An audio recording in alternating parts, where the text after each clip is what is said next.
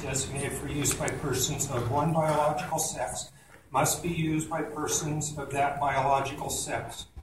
Then we go down to subsection 4, based on physical differences or, if necessary, the chromosomal level.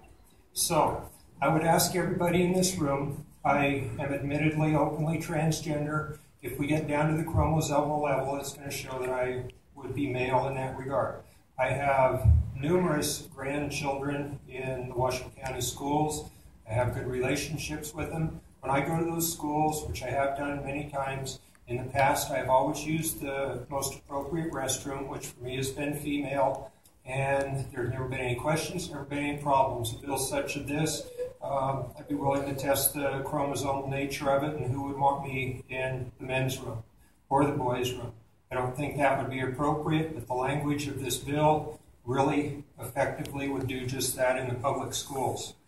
And I hear so many of the other testimonies here, they are portrayed as the very worst case scenarios. I hear a lot of suppose this, hypothetically if, and if I were to look around, especially of the cases that I am personally familiar with, I know some dear, sweet children who, from everything that they do and everything that I've seen, their entire intention is to go to school, to get an education, to be able to use the restroom appropriately whenever necessary, which is a necessary biological human function. And I would say to anybody in this room in these cases, unless they came up and told you that they identified as transgender, you would never know. So a lot of the time, the students actually have very close instincts, and it is not our part as parents, grandparents, and the adults in the room to get in there and start singling out the segregation of the kids. I always use the